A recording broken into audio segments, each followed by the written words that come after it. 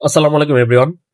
আজ ছিল বিসিবির মহা গুরুত্বপূর্ণ নির্বাচন এবং বিসিবি নির্বাচনে জয়ী হয়ে ইলেকটেড সভাপতি হিসেবে 18তম বিসিবি সভাপতি হিসেবে দায়িত্বভার গ্রহণ করেছেন তামিম ইকবাল খান। আজ 7 জুন বিসিবি নির্বাচন অনুষ্ঠিত হয়েছে, যেখানে মোট 3টি ক্যাটাগরিতে 23 জন পরিচালক নির্বাচিত হয়েছে, যেখানে ক্যাটাগরি 1 থেকে 10 জন, ক্যাটাগরি 2 থেকে 12 জন এবং ক্যাটাগরি 3 থেকে 1 জন নির্বাচিত হয়েছে। যার মধ্যে থেকে ক্যাটাগরি 1-এ অর্থাৎ জেলা এবং বিভাগীয় যে সংস্থাগুলো রয়েছে, অর্থাৎ জেলা এবং বিভাগ থেকে মোট 10 জন পরিচালক নির্বাচিত হওয়ার কথা ছিল, যার মধ্যে থেকে 7 জন পরিচালক বিনা প্রতিদ্বন্দ্বিতায় নির্বাচিত হয়েছে, কারণ তাদের কোনো প্রতিদ্বন্দ্বী ছিল না। বাকি 3 জন পরিচালক, 2 জন খুলনা বিভাগ থেকে এবং একজন বরিশাল বিভাগ থেকে নির্বাচিত হয়েছে, যার মধ্যে বরিশাল বিভাগ থেকে ফরচুন বরিশালের মালিক মিজানুর রহমান নির্বাচিত হয়েছেন। এ হচ্ছে 10 জন পরিচালক যারা ক্যাটাগরি 1 অর্থাৎ জেলা এবং বিভাগীয় সংস্থা থেকে নির্বাচিত হয়েছে। ক্যাটাগরি 2 ছিল মূলত ঢাকার ক্লাব ক্যাটাগরি, যেখানে মোট 12টি পদের জন্য 16 জন প্রতিদ্বন্দ্বিতা করেছে, যার মধ্যে থেকে তামিম ইকবাল সর্বোচ্চ 73টি ভোট পেয়ে, অর্থাৎ 74 ভোটের মধ্যে 73টি ভোট পেয়ে সে বিসিবি নির্বাচনে এখন ইলেকটেড বোর্ড পরিচালক হিসেবে নির্বাচিত হয়েছে। পরবর্তীতে বিনা প্রতিদ্বন্দ্বিতায় বিসিবির 18তম সভাপতি এবং বিসিবির সবচাইতে কম বয়সী সভাপতি হিসেবে নির্বাচিত সভাপতি হিসেবে নির্বাচিত হয়েছে। তামিম ইকবাল ছাড়াও মোট 12 জন ক্লাব ক্যাটাগরি থেকে নির্বাচিত হয়েছে, যার মধ্যে থেকে হেভিওয়েট প্রার্থী ইসরাফিল খসরু এবং সৈয়দ ইব্রাহিম আহমেদ, এই 2 জন 72 সমান পরিমাণ 72 ভোট পেয়ে কিন্তু তারা 2 জন নির্বাচিত হয়েছে।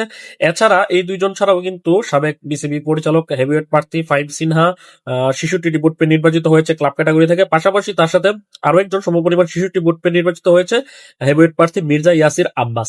এছাড়াও গুরুত্বপূর্ণ প্রার্থীদের মধ্যে এখানে মধ্যে রয়েছে আরো 2 জন। একজন হচ্ছে রফিকুল ইসলাম বাবু, সাবেক বিসিবি পরিচালক ছিল অনেক আগে, সে 53টি ভোট পেয়ে নির্বাচিত হয়েছে। এছাড়া 63টি ভোট পেয়ে নির্বাচিত হয়েছে ক্লাব ক্যাটাগরি থেকে রংপুর রাইডার্স এর সিইও সম্ভবত শানিয়ান তানিম, যে সবশেষ বুলবুলের বোর্ডেও কিন্তু নির্বাচিত পরিচালক হিসেবে নির্বাচিত হয়েছিল। এই হচ্ছে আরো মোট এই কয়েকজনের নাম সহ মোট 12 জন ক্লাব ক্যাটাগরি থেকে বিসিবি পরিচালক হিসেবে নির্বাচিত হয়েছে, অর্থাৎ 12 জন ক্লাব ক্যাটাগরি থেকে নির্বাচিত হয়েছে ক্যাটাগরি 2 থেকে, এবং ক্যাটাগরি 1 থেকে 10 জন জেলা এবং বিভাগীয় ক্রীড়া সংস্থা থেকে নির্বাচিত হয়েছে। মোট হচ্ছে 22 জন।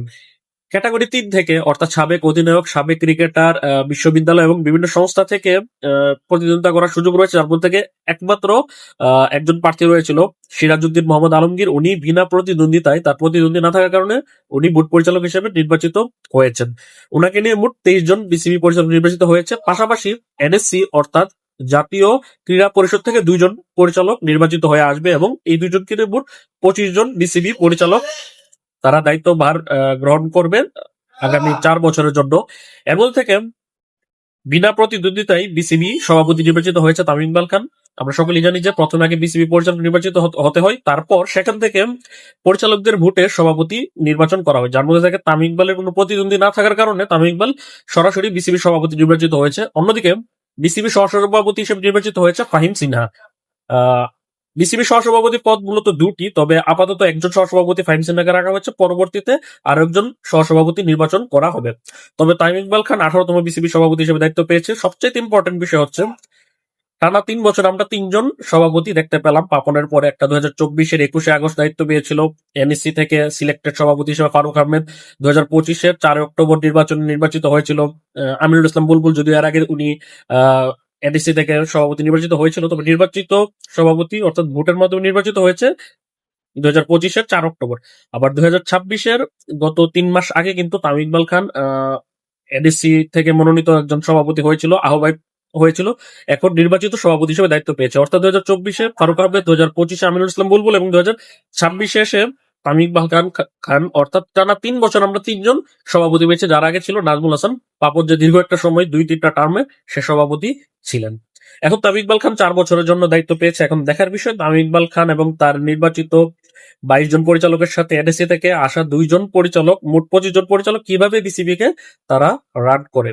আজ সন্ধ্যা 6টায় কিন্তু বিসিবি নির্বাচনের আজ 7 জন রেজাল্ট অর্থাৎ ফলাফল ঘোষণা করা হয়েছে। ফলাফল ঘোষণার পর 23 জন নির্বাচিত পরিচালকের নাম ঘোষণা করা হয়েছে, এবং এনএসসি থেকে আরো 2 জন পরিচালক তাদের সাথে জয়েন করবে। তো আশা করি আপনাদের সাথে গুরুত্বপূর্ণ তথ্যগুলো আপনাদের সাথে শেয়ার করতে পেরেছি।